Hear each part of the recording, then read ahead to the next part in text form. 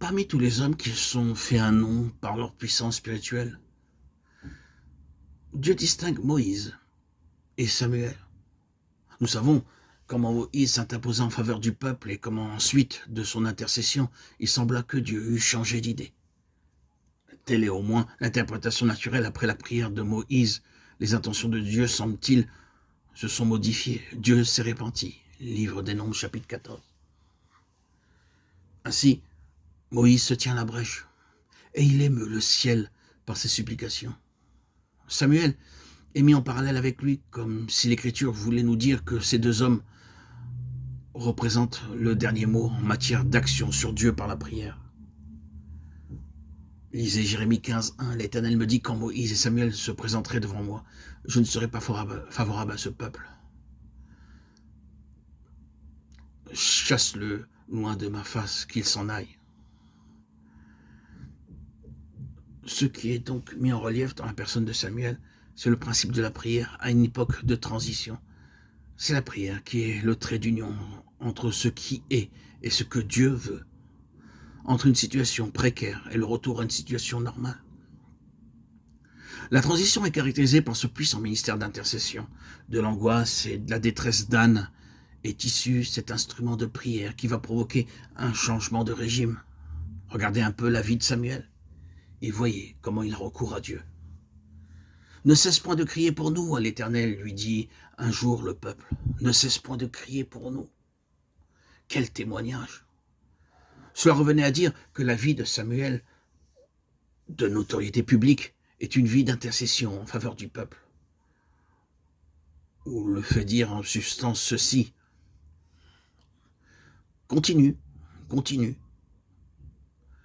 C'est à tes prières en notre faveur que nous devons tout.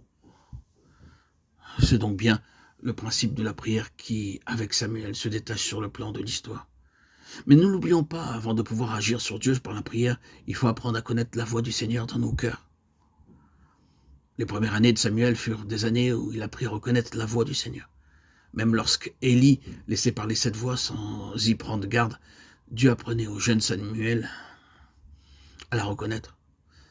Pour pouvoir nous adresser à Dieu avec puissance, il nous faut cette intelligence spirituelle qui est experte à discerner quand l'Esprit parle en nous. Pour pouvoir parler à Dieu, nous devons connaître la voix de Dieu. C'est très important. Sans cette faculté-là, il manquerait à la prière qui prévaut une de ses bases les plus essentielles.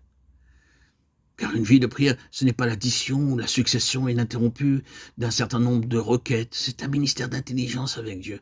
On ne parle à Dieu que parce que Dieu a parlé le premier au-dedans. Et tout cela nous amène à David. Nous ne pouvons pas conclure cet audio sans faire remarquer que c'est par l'entremise de Samuel que David entre en scène. C'est Samuel, c'est cet intercesseur qui lui fraye la voix. L'instrument qui est appelé au sein d'Israël à restaurer le témoignage de Dieu dans sa plénitude, c'est grâce à Anne, tout d'abord, que Dieu peut en préparer la venue. Grâce à sa longue agonie, grâce à la ténacité de ses supplications, qui eurent raison pour finir de tout ce que la nature avait accumulé d'obstacles, pour tâcher de la disqualifier. Puis c'est grâce à Samuel et à sa patiente intercession que David paraît et reçoit l'onction. Et dans quel but la reçoit-il ? Dans le but de mener à bonne fin toute cette œuvre d'assurer au témoignage de Dieu son expression parfaite et définitive. Tel est l'objectif lointain mais précis qui transparaît partout dans la vie de David et qui éclaire, explique et justifie son onction.